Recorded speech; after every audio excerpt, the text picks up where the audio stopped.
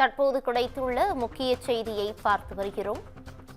தமிழக சட்டப்பேரவை தேர்தலை முன்னிட்டு மார்ச் 1ஆம் தேதி தாவேகா செயல் வீரர்கள் கூட்டம் நடைபெற இருப்பதாக தெரிவிக்கப்பட்டுள்ளது. கூட்டத்தில் பரப்புரை பணிகள், வாக்குச்சாவடி முகவர்களின் பணிகள், தாவேகா அடுத்த கட்ட செயல்பாடுகள் குறித்து ஆலோசனை மேற்கொள்ள இருப்பதாக தெரிவிக்கப்பட்டுள்ளது.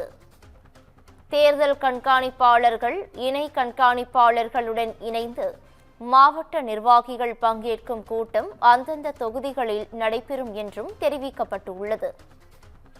கூட்டத்தில் பரப்புரை பணிகள், வாக்குச்சாவடி முகவர்களின் பணிகள், தாவேகா அடுத்த கட்ட செயல்பாடுகள் குறித்து ஆலோசனை மேற்கொள்ள இருப்பதாகவும் தெரிவிக்கப்பட்டுள்ளது.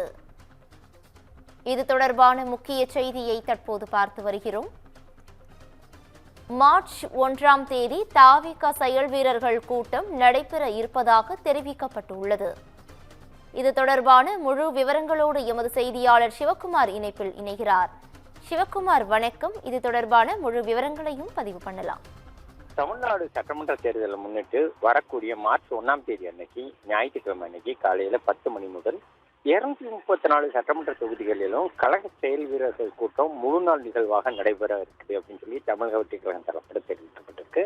இந்த கூட்டத்துல தேர்தல் பரப்புரை பணிகள், அதே மாதிரி வாக்குச்சாவடி முகவர்களின் பணிகள் உள்ளிட்ட கழகத்தின் அடுத்த கட்ட செயல்பாடுகளை முன்னெடுப்பது குறித்தும் கழக தலைவர் அவர்கள் ஏற்கனவே அறிவித்தது போல கலந்தாலோசிக்கப்பட உள்ளதாகவும் தெரிவிக்கப்பட்டிருக்கு.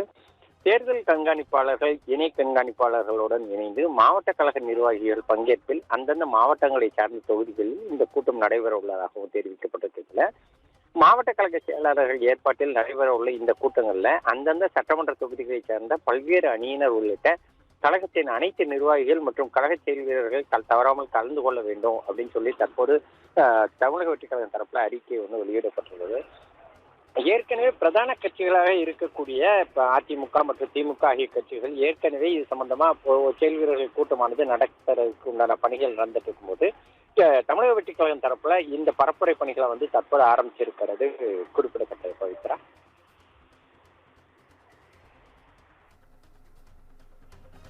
கூடுதல் விவரங்களுக்கு நன்றி சிவக்குமார்.